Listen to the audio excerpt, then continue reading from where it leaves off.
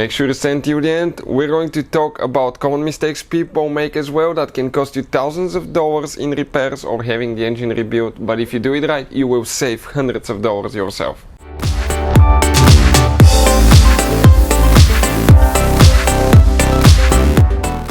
Hey guys, welcome back to Auto Repair guys. Thank you guys for watching and subscribing to the channel. Today will be super helpful video to any of you having a Dodge Challenger, and if you need to remove or replace camshaft position sensor on Bank 2, stay with us. We'll explain where it's located, how to get to it, how to remove, replace it. It takes quite a bit of work guys, but we'll demonstrate how to do that step by step in this video, and we will talk about common mistakes people make that can cost you thousands of dollars. You can destroy your engine or you may need the engine rebuilt, but if you're careful you can save yourself quite a bit of money by doing the repair yourself, and you will see why.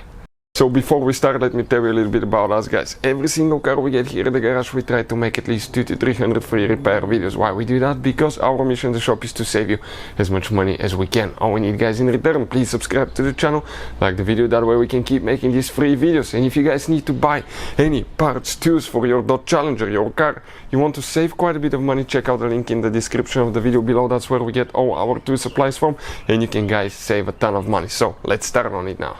So let's go ahead, okay, and explain what we did here. In order guys to get to the camshaft position sensor on Bank 2, you will need to remove, okay, the upper intake manifold. If you want to see the video how to remove upper intake manifold on Dodge Challenger guys 3.6, we have the video on the channel that will teach you how to do that step by step. We have a special playlist with all the videos for Dodge Challenger free repair videos that will teach you that as well. Every time you remove the upper intake manifold, it's recommended guys to actually replace the upper intake manifold gasket, because if you don't, if it's flattened and hard, it will not reseal. Wipe the intake manifold underneath to make sure it's not contaminated. Otherwise you may develop vacuum leaks, you may develop misfire, rough idle, check engine light, or even engine not starting.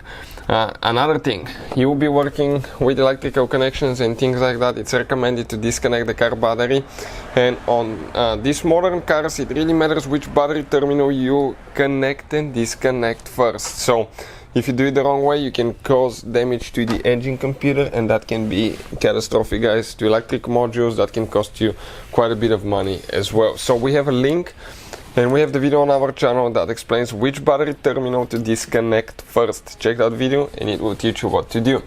Looking at your engine, once you remove the upper intake manifold, this is a V6 engine, 2-cylinder heads.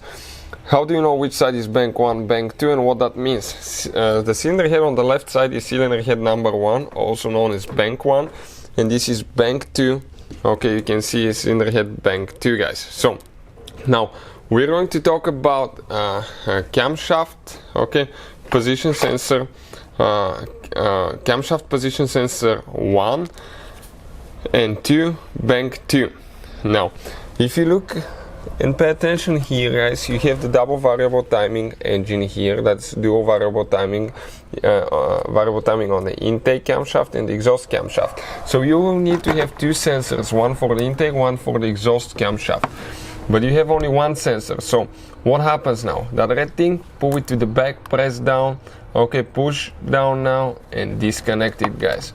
Okay, you have only one sensor, but you need two. How that works? This is actually two sensors in one. Most camshaft position sensors will have only 3 wires. This one has 4. You wonder why? Due to the fact that it's two sensors integrated in one. But as you can see, one of them is the 12-volt wire, one is a signal wire, ECU wire, and the other one guys are 2 wires, 2 signal wires for each sensor. So in order to remove it, we're going to get torque sturdy, start looking bit.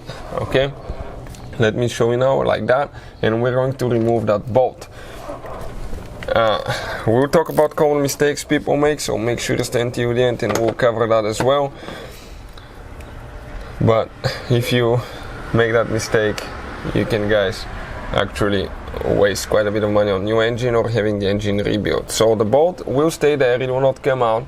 Now you grab the sensor, shake it, and once you pre-loosen the bolt a little bit, do not turn it too much, okay?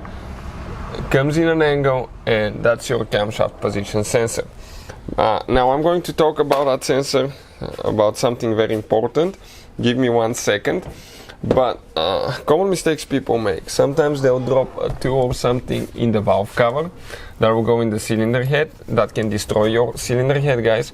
Or they can drop a tool, socket, leaves, dirt that's accumulated here in the intake manifold. From there it will go to the valves. You can bend the valve, destroy piston, cylinder head, cylinder wall, engine block, and you can say bye-bye to your engine, guys. So be careful not to drop anything there. Now looking at that sensor, check this thing out. It actually consists of 2 sensors, one on the left side, one on the right, but it's integrated in one piece. So if you have to replace camshaft position sensor 1, bank 2, or camshaft position sensor 2, bank 2, you will need to replace that whole thing. If you want to know the symptoms of bad camshaft position sensor, what to expect, how it can affect your car, all that will be on our channel, guys, and how to test camshaft position sensor step by step as well. Hopefully the video will be helpful to any of you needing help with that. Thank you for watching and see you next time.